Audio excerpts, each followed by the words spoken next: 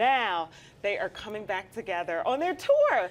Released on tour. It's exciting. Yeah, absolutely. What did you think, G? I love it. I mean, I know that you are a member of the Beehive. Yes. But that's my sister. I mean, is it possible for anyone to not like Beyonce? I mean, if you say that you don't like Beyonce, then aren't you excommunicated? First of all, no one's going to say it on this show. Not on this show. Not on this show. I'm not letting that happen. Yeah, I mean, at this point, I don't think you're allowed to ever say that anything Beyonce does is not great.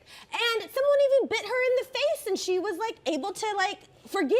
Yeah. Has your favorite artist ever been bitten in the face? I don't think so. Beyonce is the first. I figure we're going to go long on this one for sure. You know, for me, I think one of the cool things is obviously the statements in it and the lack of minority faces in the Louvre with some of the most beautiful art collections, and there's definitely a focus there. I love that.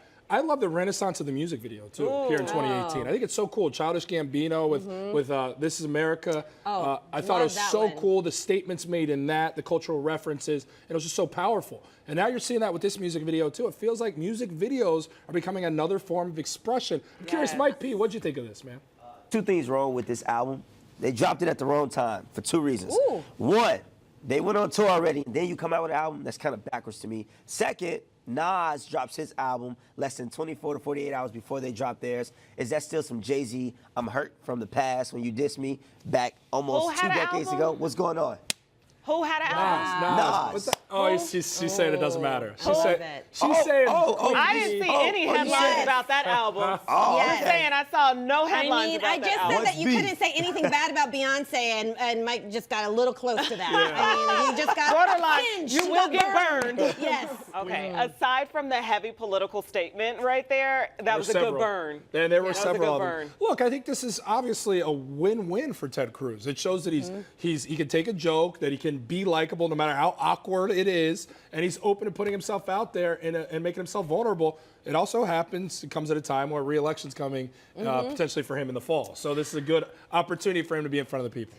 I just want to know, did they really play their heart out? Do you think it was aggressive? Because there were no cameras allowed there. It's not like they recorded. But I've heard from people who are actually in the building down there in Houston that it was the most awkward game of basketball. I mean, were there elbows thrown? That's what I want to know. Two very bad basketball players trying to get They started a game of 15. They had to move it down to 11 because nobody could score. I mean, was it horse? That's what I want to know. They're saying Ted Cruz ended up winning. Yes, and Jimmy Kimmel lost. The score was 11-9, obviously Ted Cruz.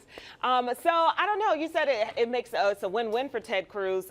He could also face the criticism of, again, why are you here? Meaning we have children on the border. Puerto Rico still needs aid. Flint, Michigan still needs clean water. Like, we have so many issues. But devil's advocate, they both did offer up $10,000 out of their pockets for different charities. One for a hospital, one for poverty. So $20,000 on the line there. But the not other enough. Not enough. They have way more money than that. But, and the other argument you could make is the candidate going against Ted Cruz for that election in the fall has challenged him to 6 debates. 6 times he's offered up debate opportunities, which Ted Cruz has passed on. But Ted Cruz sees the cameras there, sees Jimmy Kimmel, sees the audience. Oh, I'll be there with the pads on and ready to shoot hoops. So you can make that celebrity argument. culture there. I would rather show up for a debate than a basketball game, because that would be highly embarrassing for me. I think, pull up the quote one more time. Can we see the quote one more time? So there you see it. Well, I would argue this. I don't think you lose your friends. I think you gain friends. I think you gain respect. I think you gain sex life. You gain more sex. And you gain more money. And you gain more family with marriage. That's what comes with it. Now, as for the space, T.I., I'm with you. You do lose the space. You don't have as much of that anymore. But I think you gain all these things. You don't lose these things. I think it's a terrible approach to Well, I look mean, at. he's getting a divorce. He's clearly angry. It's a man scored, right? Yes, he's bitter. He's upset. If I was, I mean, no, you can't, really say until you walk into that person's shoes. But if I was getting a divorce, like, I wouldn't give up on marriage. It would just be, okay, we didn't work out and we failed at this. But not necessarily marriage, meaning, like, I still believe in love and I still believe couples should be together. But I know that changes your perspective. But if he really feels that way, especially when he talks about the social aspects of it, like saying your friends don't respect you, you lose your friends, and you What kind of sex friends and would you women. lose from getting married to the woman of your Exactly. dreams? Just friends that aren't good for you that just want to be out all night till 4 a.m. in the Yes. morning. Yes. I'm like, you know, the Bible says, "He who finds a wife finds a good thing." You know, and I truly believe that if you find a good woman, like you won't feel that way. Well, I think it helps to find a good woman or a good man. Yes. Whatever you need to make it through life. But statistics show that men who are married live a lot longer than men who are not married. Tell them, sister. So there you go. I could already see Because it. she makes you go to the doctor. She takes care of you. Make sure you're eating your greens. I knew I was in love Make with. sure you exercise. I knew I was in love with a woman when I got the worst toothache when we were on vacation recently after just getting engaged, proposing to her.